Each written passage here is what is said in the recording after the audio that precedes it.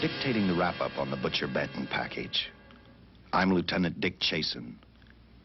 This hadn't been a routine case, and to find the answer, I've had to put a lot of little pieces together. It began on the day most cases can be called closed. It was the day before the butcher was to be executed. He was visited by his attorney, Paul Lowe, in the death house. It was at this first meeting the Butcher Benton case took its first switch. Well, that's it, Butcher. The evidence against you is so strong, the governor turned down your appeal. You're a rotten liar, Lowe. You started railroading me from the beginning of the trial. And now you're still trying to throw me curves. Look, I don't blame you for being edgy, but get this straight. I didn't double-cross you.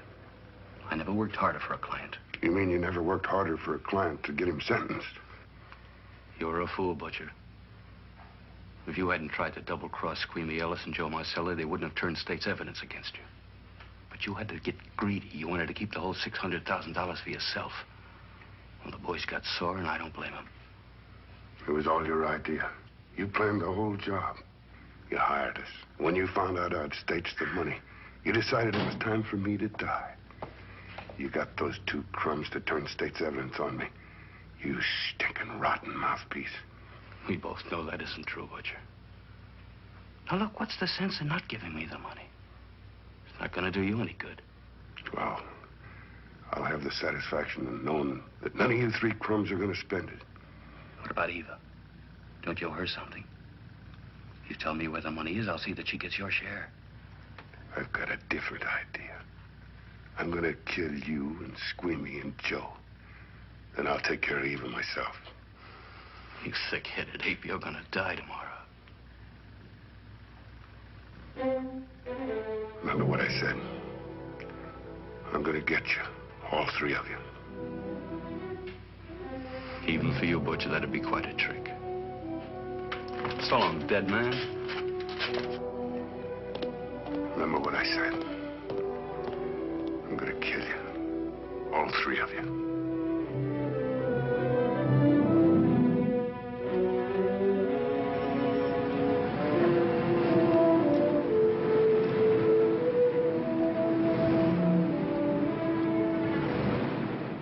Back in Los Angeles, two men sat in a bar room listening to a newscaster tell his headline story.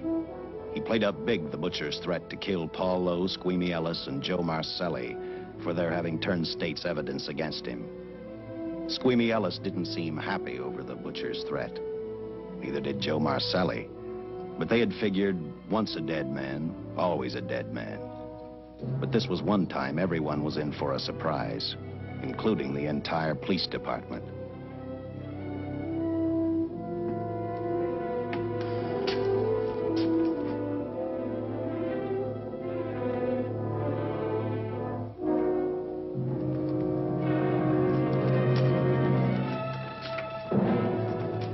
You seen the headlines, Captain? Teletype just came in from San Francisco. Butcher's execution is set for 5 o'clock this afternoon. And like the newspapers say, he still refuses to talk about that stolen money. Well, I still have hopes of coming up with something. That's what I dropped by for, Dick. With Butcher's execution, the department's marking it case closed. That means you'll be reassigned. I've spent a whole year trying to break this case. As far as I'm concerned, Butcher's death is just the beginning.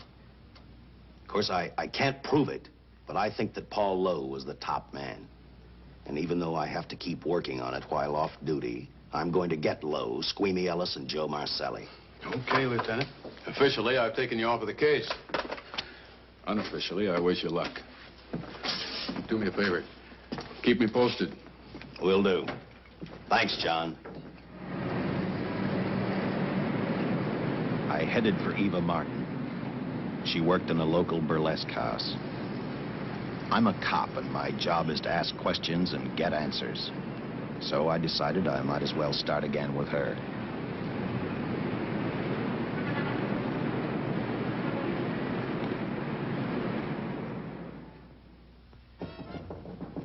Come in.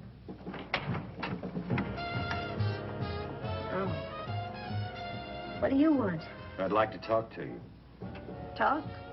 You're a cop, aren't you? That's a good question. I can't even find a 3-ton armored car, let alone the $600,000, and I've been on the case a year. I've told you, and I've told you, and I've told you. I don't know anything about the money. I never did. Benton's gonna be dead in a little while. I thought it might make a difference. I never knew anything about the money. Call me dumb. I didn't even know Charles was in the rackets until the trial. Now, take it easy, kid. You're on, Eva.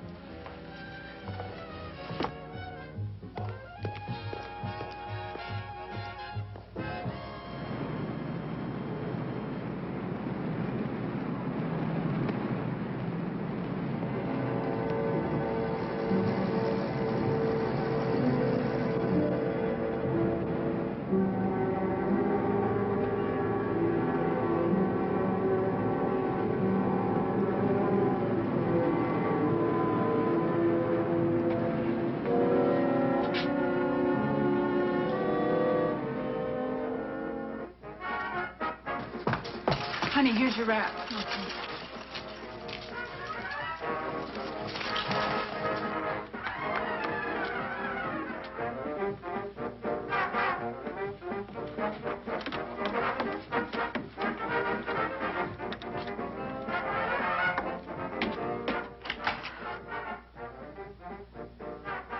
A few moments ago, Butcher Benton, without revealing the whereabouts of the $600,000 stolen in the armored car holdup, paid for his crimes against society in the gas chamber at San Quentin. Now for a look at the international scene. Today... Come on, baby. Don't waste tears on Benton. I feel so badly about Charles. If I'd known, maybe I could have done something. How about a drink? We could both use one. An artist can't drink while she's working, Paul. Boy, see.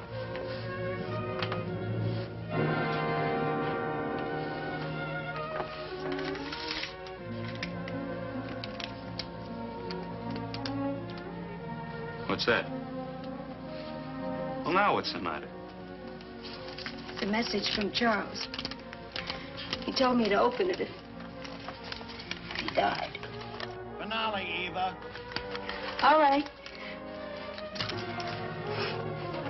How about a steak after the show? No, thanks. Not tonight, Paul.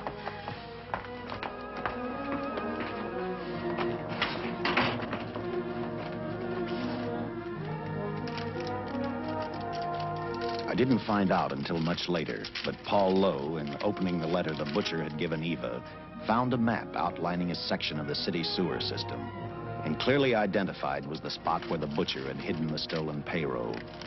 He replaced it with a $50 bill. I guess he figured $50 to gain $600,000 was not a bad day's work.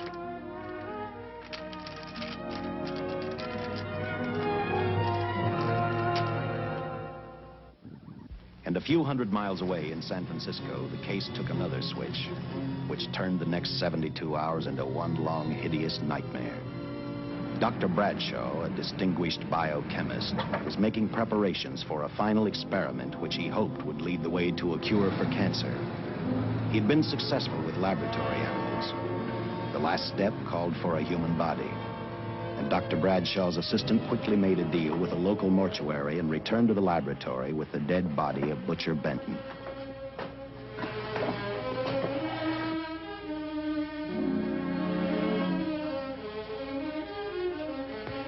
You made good time. Well, I didn't waste any.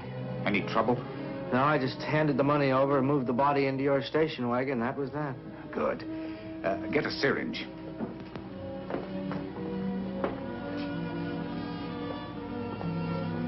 He's in good shape. Well, I hope so. We'll get other blood samples later. We'll run this one through fast. Right. Now wheel him into the machine and then raise him. Right.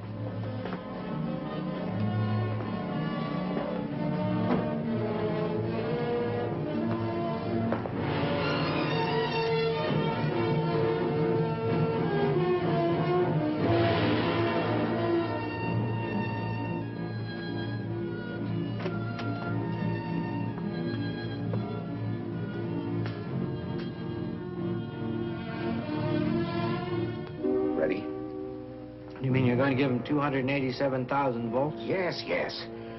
I'll get the fluoroscope set. We'll check with that before we start dissecting. Turn off the lights.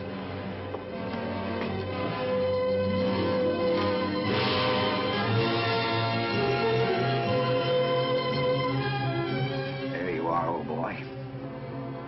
If you respond properly and my theory is sound, you'll be more famous dead than alive. Throw the switch.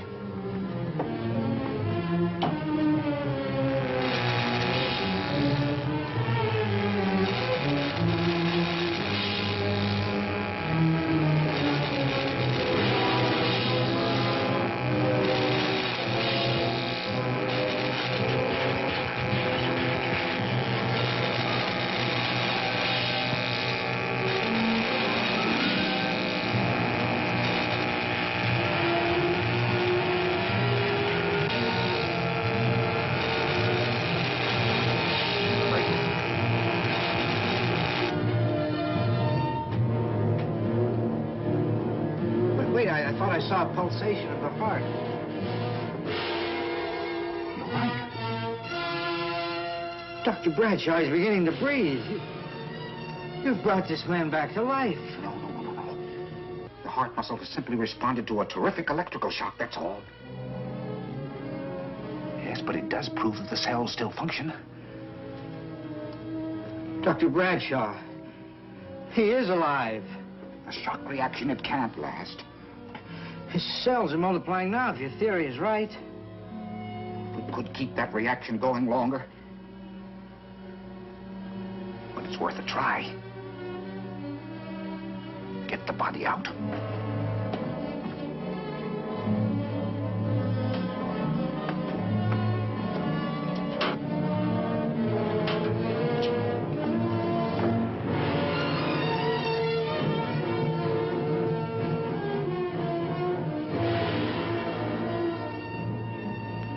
Get some adrenaline from the supply room. Some amyl nitrite, too. Hurry, hurry.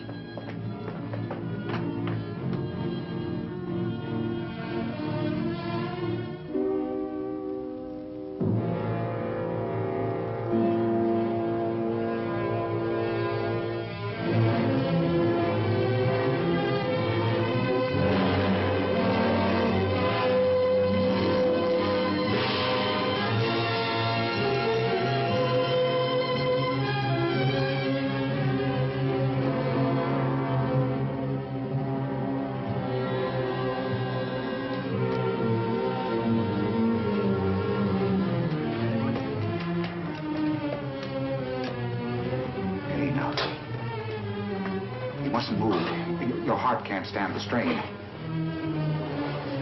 Now, you must lie still. Please, please. Easy now. Easy. Easy. You must lie. Easy, please. Oh!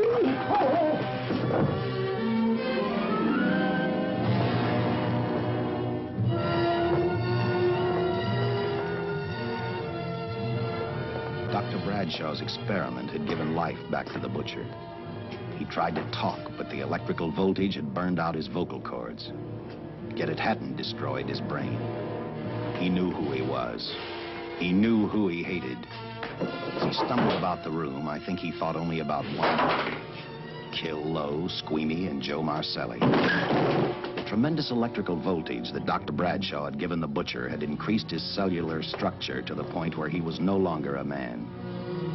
Dr. Bradshaw's experiment had created a vicious, brutal animal with an almost inconceivable amount of strength. Dr. Bradshaw must have believed the butcher's regained life would last for only a few minutes.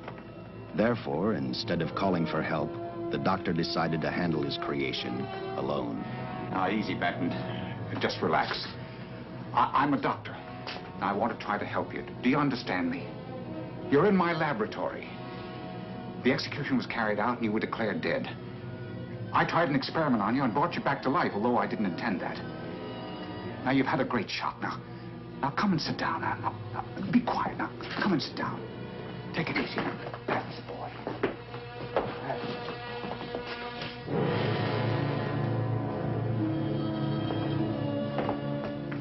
Careful. His reactions are violent. How do you explain this? Each cell must have multiplied 100 times. perhaps thousands. His strength is unbelievable. No, it's too late for the amyl nitrite. I want to get some blood samples, make some tests on him, find out what's happened.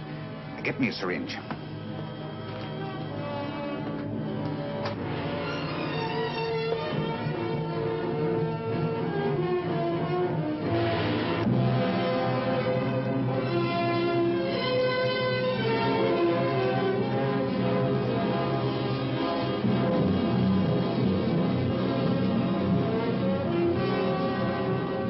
Why won't the needle penetrate the skin? Tissue must be nearly a solid mass of cells. How are we going to get the blood sample? Surgically, perhaps.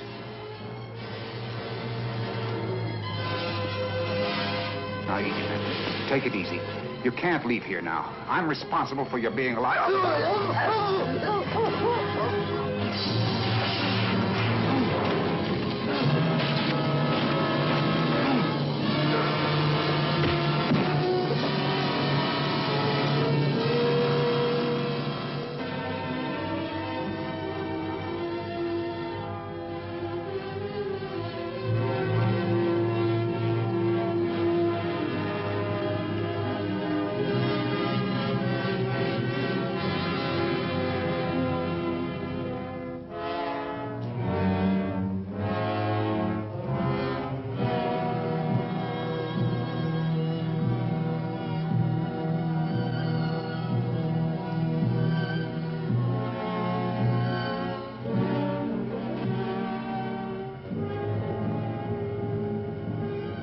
Towards the end of this case, Captain Lauder and I found out the doctor and his assistant had been murdered. But I'm getting ahead of my story.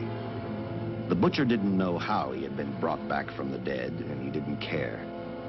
All he knew, he was alive. Then this monster-made man started thinking about Los Angeles.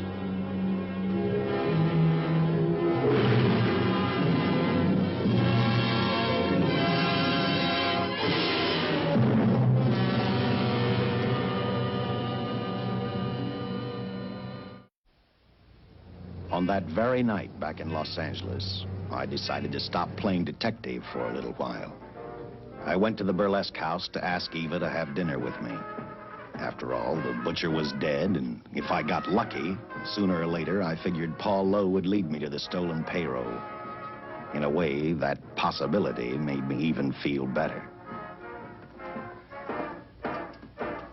It's not fair to watch the show from backstage. Next time, I'll pay admission. I take it by that remark you like my routine. Yeah, you're pretty good. What I can't figure out, though, is why you stay in a place like this. It shouldn't be hard for someone like you to get a job in a class spot. If you weren't a detective, I'd be willing to bet with a line like that your next remark would be, how about dinner? Well, not exactly dinner, but a hamburger might be a good idea. If you're asking in an official capacity, I can't say no. I'm off duty. For the past 6 months, all I've ever called you is Lieutenant Chasen. Do you have a first name? Uh-huh. Dick. Give me 10 minutes for a quick change, because you just made yourself a date, Lieutenant. I mean, Dick.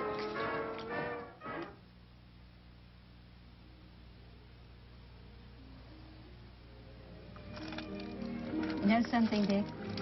I haven't had hamburger in the front seat of an automobile with a guy in a lot of years. Well, from now on, we'll do it more often. It's funny. I always figured a policeman wasn't really a human being. I mean, unless he was arresting someone or trying to solve a case, he was unhappy. Shows you how wrong you are. In fact, everyone on the force gets fed up occasionally with the job they do. Maybe we're more human than anyone else. We see so much trouble, we get to hate the word.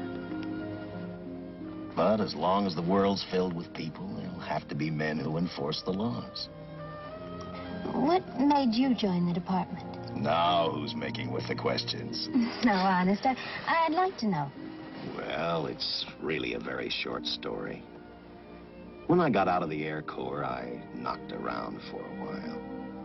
Well, I went to work for an oil company. One day, I went back to college on the GI Bill. Just before graduation, I noticed all about the police department exams. Seemed a pretty good thing to do with your life, so I took the exams, passed, then went on from there. If I ask one more question, will you give me a straight answer? Try me. Am I still part of the Charles Benton investigation? I mean, right now. I don't think so.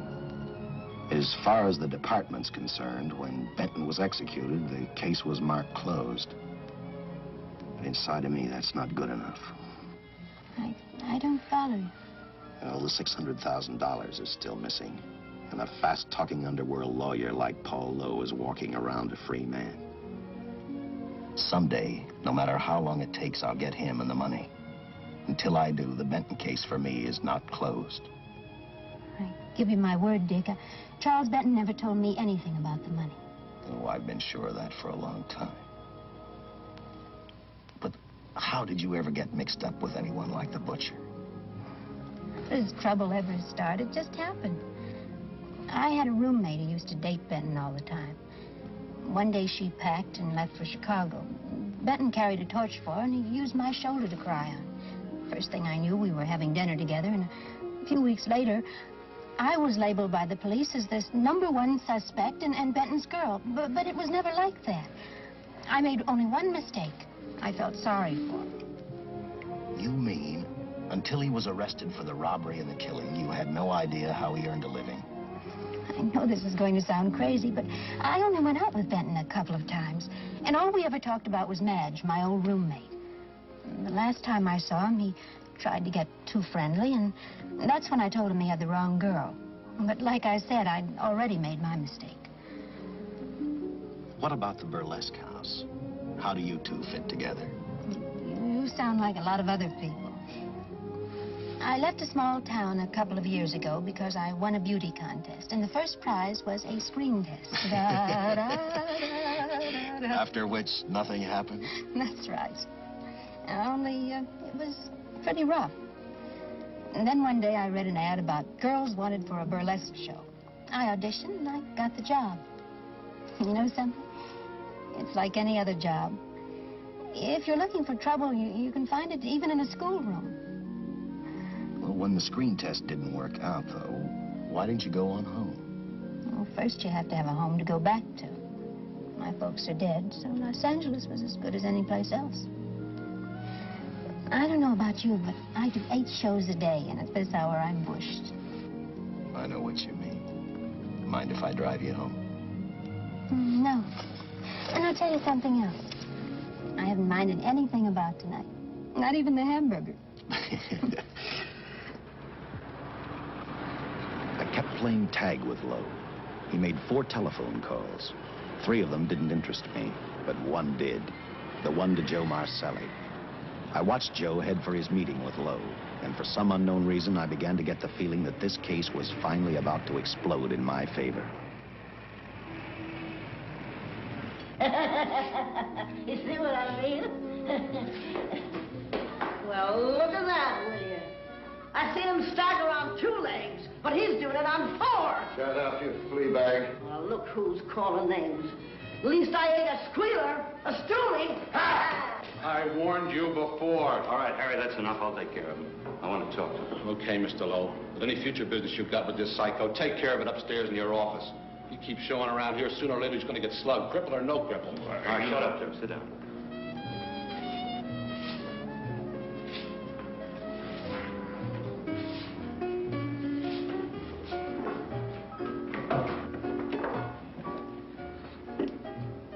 I need a shot, bad. You'll get one after I talk to you. You sober enough to understand? Yeah, I run out of dough. No wonder. Look at you. You used to be the best torch man in town. Now, I don't think you could crack a safe if you knew the combination. No jobs. Nobody wants me since I turned stakes on Benton. That's your doing. You taught me. All right, quit crying. I got a job for you. If you can stay off that stuff long enough. You know I can if I've got a job. How much? What is it? There's $2 grand in it for you. Where? Right near where he pulled the job. Interested? $2 grand ain't much out of 600,000. There'll be other expenses. Besides, that money's plenty of it. Now, you want it, or do I get another boy? I'll do it. How soon do you want me to go to work? Set it up for tomorrow night. Call me before noon. I'm going to the races. 1. And that's all. The job's over.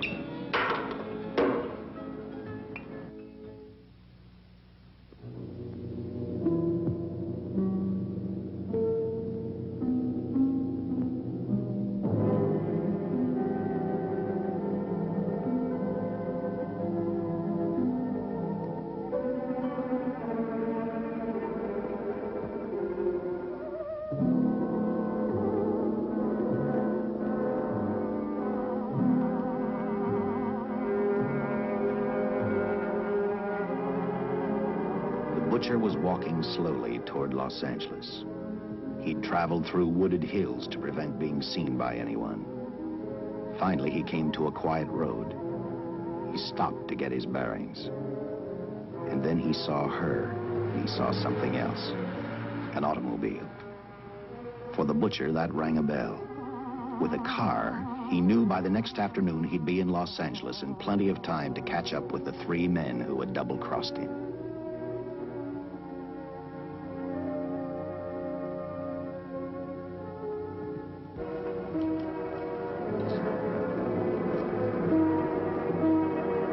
Well, see, you're a real gentleman to be helping strangers in distress. I hope you don't mind me using the babe here as bait. Quite a dish, isn't she? But that's what she gets paid for. Bait, that is. Yes, sir. She's a real shaker artist of my outfit. Carnival man myself. Just call me Connie. Yeah. Well, friend, we're in a little bit of difficulty here. Got a flat tire, brand new car, no tools in the back. Why, some of these dealers make my carnival grifters look like babes in the woods.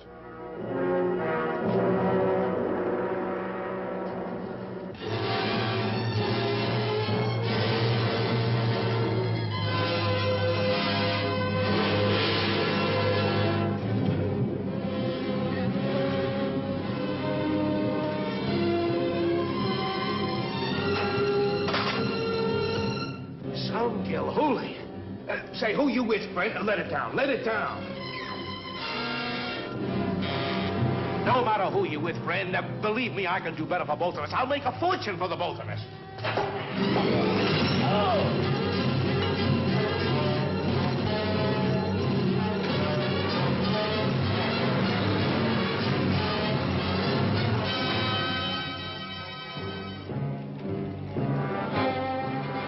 An hour later, the San Francisco Police Department sent out an APB.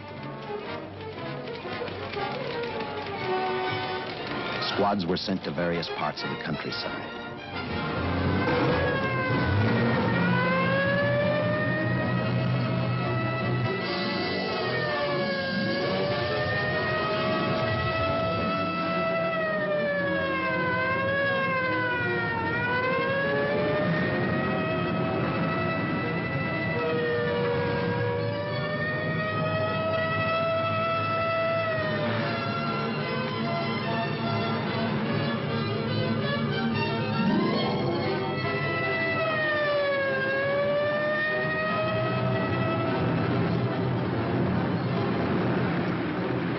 Roadblocks were thrown up to catch the cold-blooded killer the hysterical girl had described.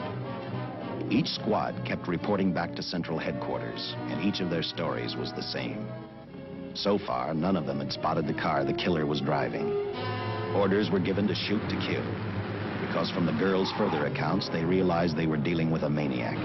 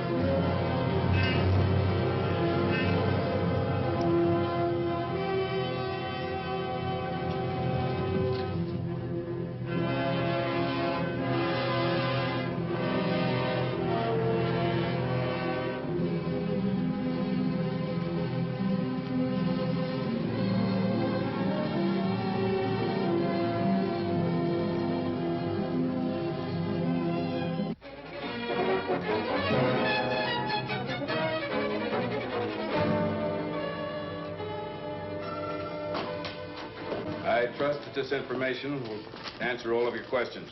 If I can be of any further service, let me know. Sincerely, J.I. Louder, Captain Police, L.A. Another all points from CHP, Captain.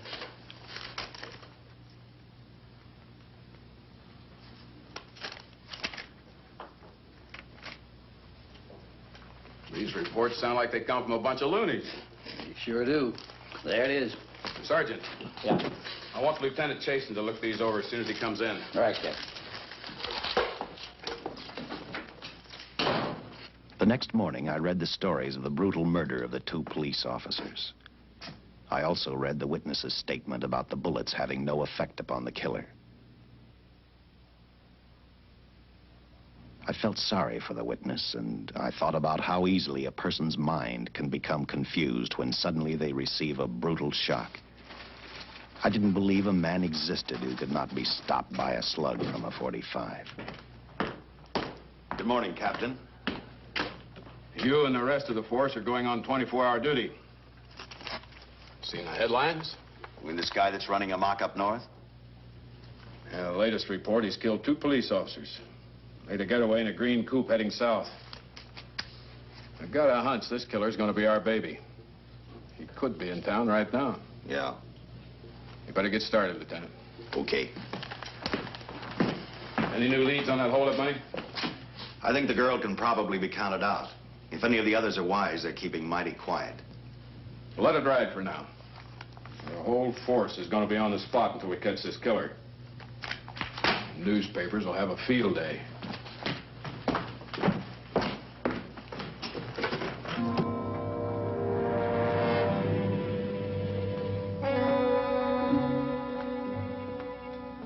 We were wrong about 2 things.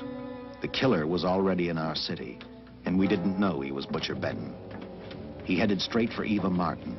He went to her dressing room to get back the map he had left in the envelope with her. He wanted first to check his money, then catch up with Lowe and the others.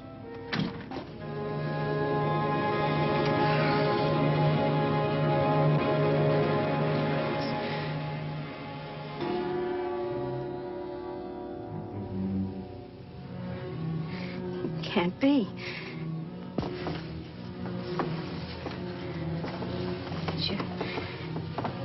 You do look like him. Only different somehow.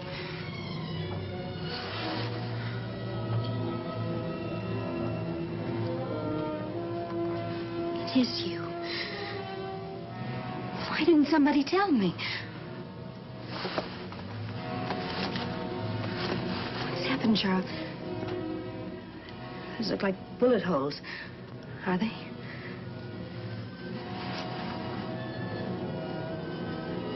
There isn't even a mark.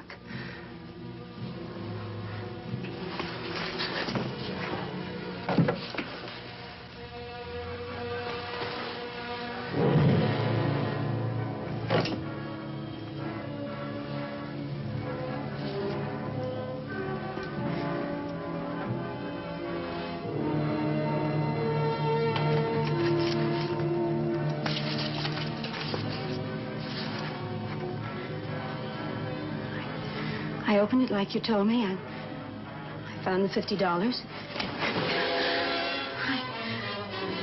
I didn't know why you left him. Oh, Paul didn't know why he was here.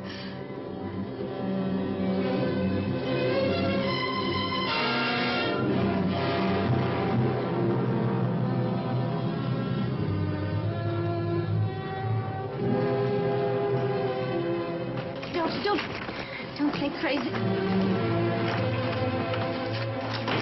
The name of Paul triggered his hate. He left her dressing room and started for Squeamy Ellis and Joe Marcelli's place. Because he knew, with them out of the way, Paul Lowe couldn't open the strong box where the money was hidden. He thought of Squeamy and Joe first. He was saving Paul Lowe for last.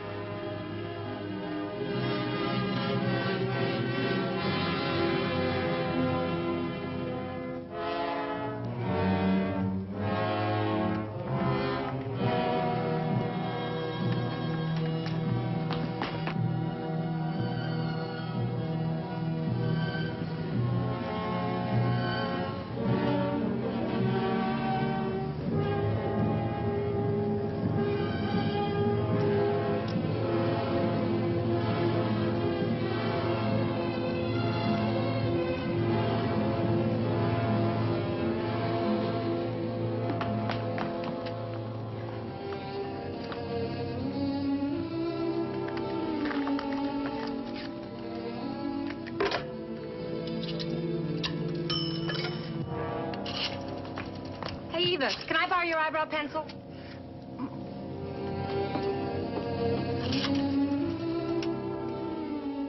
Operator, get me police headquarters. Lieutenant Chasen, please. When do you expect him? Well, tell him Charles Benton is alive, and even bullets can't stop him. I'm not crazy. Just say a friend of Charles. He'll know.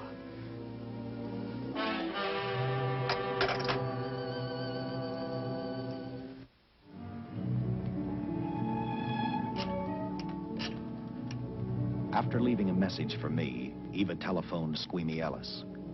She tried to tell him the butcher was alive and on his way over to kill him.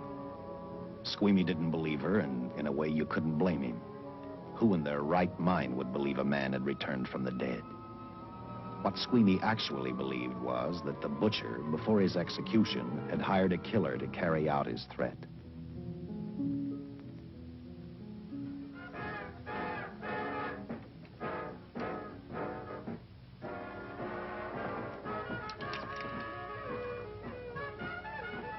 You sick?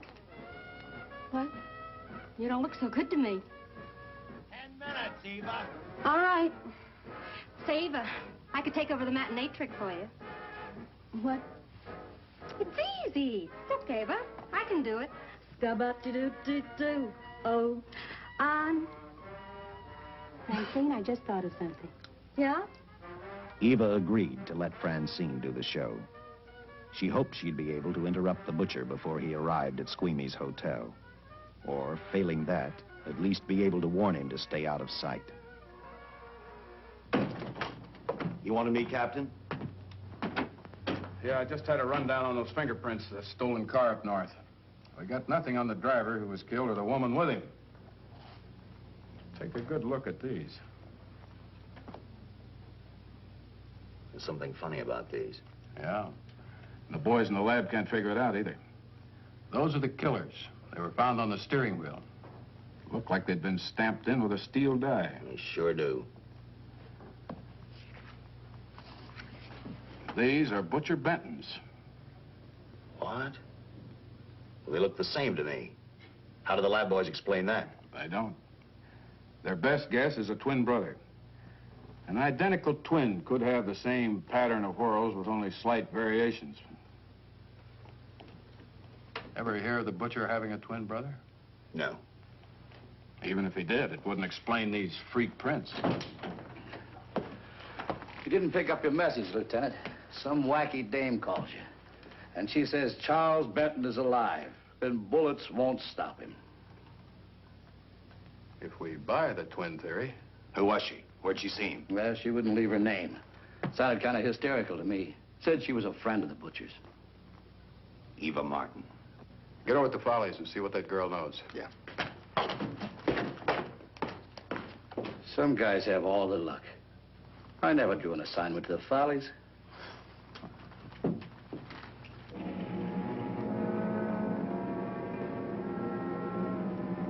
Meanwhile, the butcher headed for Squeamy's hotel.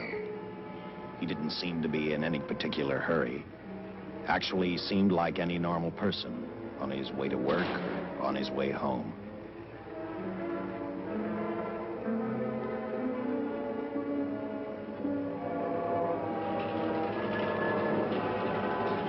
He rode up Angel's Flight, arrived at the top, scanned the hotel building, and then noticed the only exit from Squeamy's apartment, a fire escape.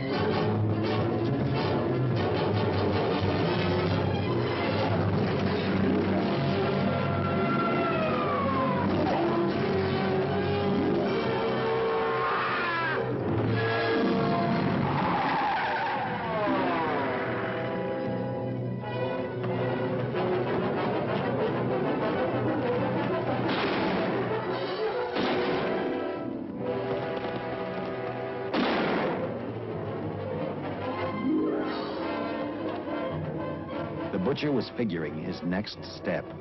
And as he looked at the dead cop, he thought about Paul Lowe, the next man on his list. Seen Joe Marcelli? Not since last night when I told him I didn't want him around here no more. Give me a shot.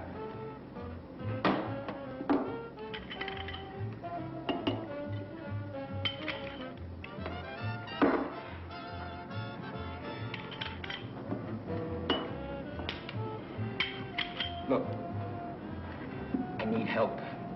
Just found out that Benton's hired a killer to get me. He's after Joe, too. Well, then drink up and get out. I don't want no trouble around my place. You're a real pal. Drink up and get out, I said.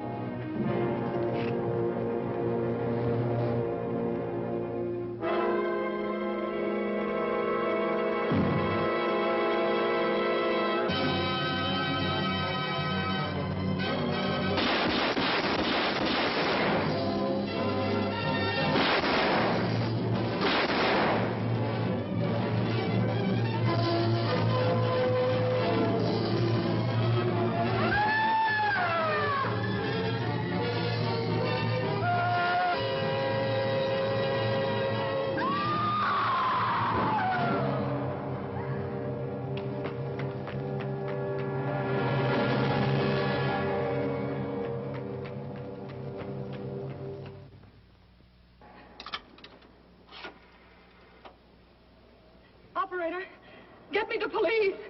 Police! Yes!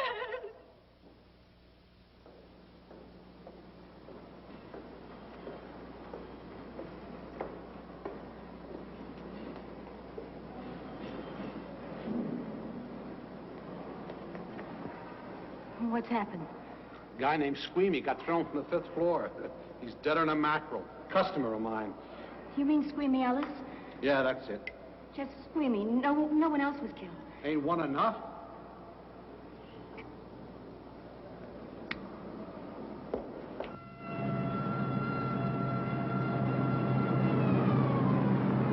I tell you, the bullets never even phased him. He must have been wearing a bulletproof vest.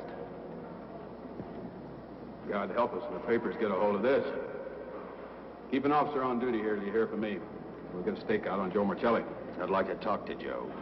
Lauder, I'm going to call San Quentin. Suppose Benton is alive. Every available man's been put on the case now. Yes, sir. All right. All right. Anything new? Report on Dr. Bradshaw, owner of the station wagon. The San Francisco police located his laboratory in the basement of an electrical power receiving station. Bradshaw, what's he know? He's dead. And another man, too, his assistant. The lab is a shambles. But now we're getting some action from San Francisco. Benton's body never arrived at the mortuary where it was supposed to go. An attendant there finally broke down, admitted he picked up some quick cash by handing the body over to a man he was unable to identify. The man was driving a station wagon. Blasted man, the chief's on my neck, and the commissioners are on his, and the mayor's on theirs. Now, am I supposed to tell them that our killer is a dead man? They found a notebook in Bradshaw's lab. It ties his experiments in with a Professor Dwiggins at Caltech. I hope to hear from Dwiggins soon. Captain, report from the valley on a hysterical woman. Reports the presence of the killer. There's the location. Let's go.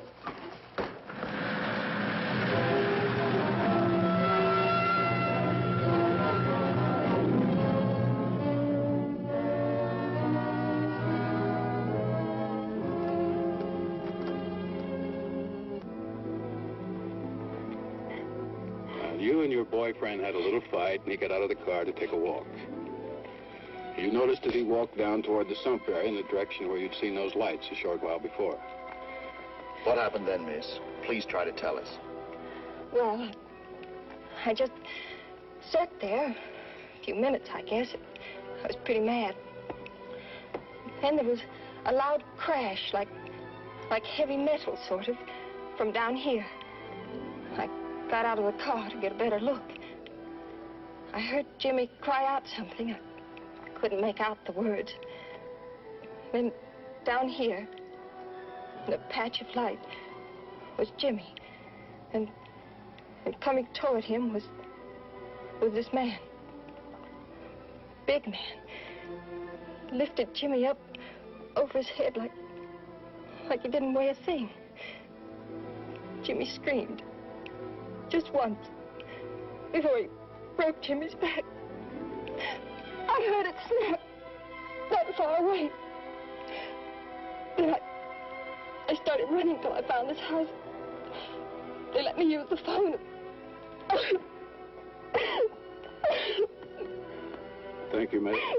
We'll see that you get home all right now. O'Malley, see that the young lady gets home all right. Paul Lowe, while driving to his office, heard a radio commentator report the murder of Joe Marcelli. And what shocked him most was when the broadcast identified the killer as possibly being the butcher. Lowe headed straight for Eva Martin at the Burlesque Theater. Oh, you gave me a start, Mr. Lowe. What are you doing here? Where's Eva?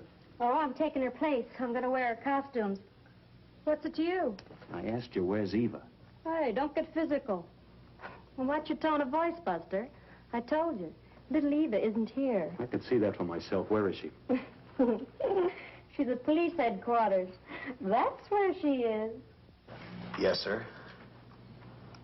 No, sir. Captain Lauder's still with the mayor. The killer dropped out of sight. He was last seen in the Hollywood area. Yes, sir. We know he's dangerous. Every angle's being covered. Yes, sir. I'll tell him.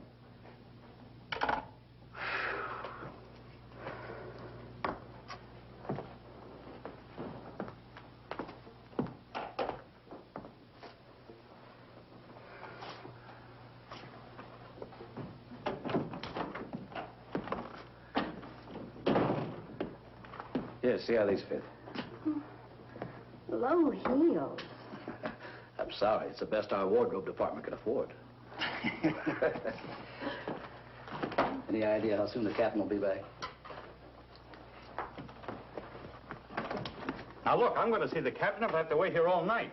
Oh. Oh, Charles killed Squeamy and Joe. Joe, too? Benton? He's alive. I saw him, but nobody will believe me. I'm checking it.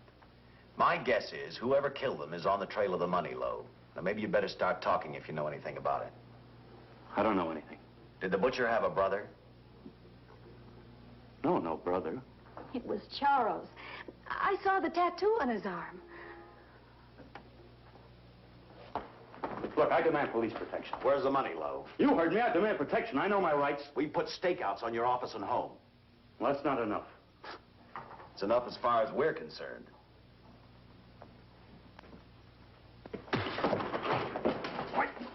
Now you gonna book me, Sergeant? Then throw away the key.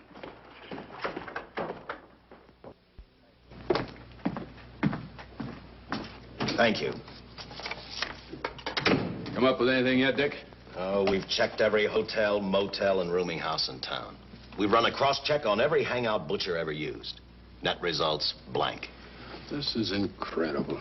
We not only discover a dead man turned killer, but it's beginning to look like he plays ghost, too.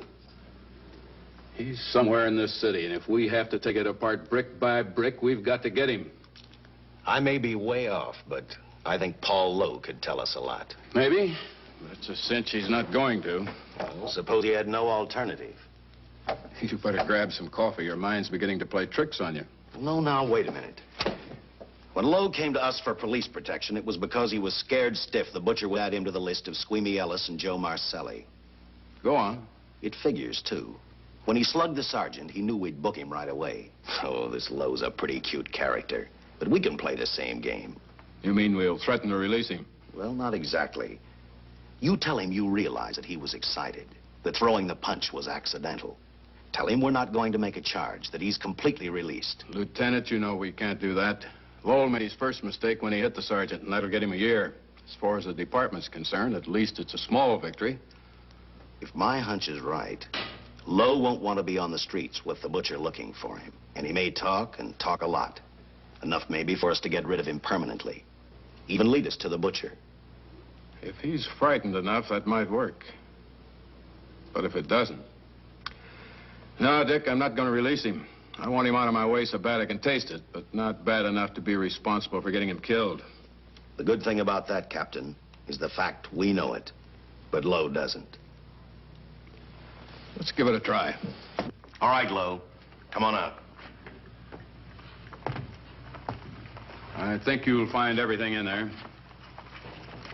You're free to go, Mr. Lowell. Wait a minute. Who do you think you're kidding? You arrested me for assaulting an officer. Court, I'll plead guilty. With luck, I might get off with 6 months. For a lawyer, you're forgetting a very important point. If no charge is made, there's no trial. It was a tough day for everyone. We figured your nerves were on edge, and when you threw the punch, you didn't know what you were doing. I've squared everything with the sergeant. It's all over, all forgotten. Yeah? Why'd you bring a stenographer? Simply because I wanted a record of our conversation at the time of your release. Okay, Lowell, let's go. Oh, wait a minute. Once out on those streets and I'm a dead man. You let me go, you'll be responsible for murder. Oh, come off it, Lowe. You're imagining things. You know the Butcher threatened to kill me. You set me free, he'll do it. Well, that's just a risk we'll have to take. But the way I look at it, Mr. Lowell, you'll be okay. Look, Captain, I'll make a deal with you. You keep me here, and I'll tell you how to recover the money. Maybe even catch the Butcher. No deals, Lowell. You'd probably tell us anything just to stall for time. Come on, let's get out of here. Now, wait a minute. All right. I'll tell you the truth. Start taking this down. I, Paul Lowe, hired Butcher Benton, Squeamy Ellis, and Joe Marcelli to pull off the armored car holdup. And then Lowe continued with his confession. He told us about finding the map. He showed us the exact location of where the Butcher had hidden the stolen payroll. And he gave us a most important answer. The explanation as to how the Butcher was able to elude detection. His means of escape was the sewer system beneath our city.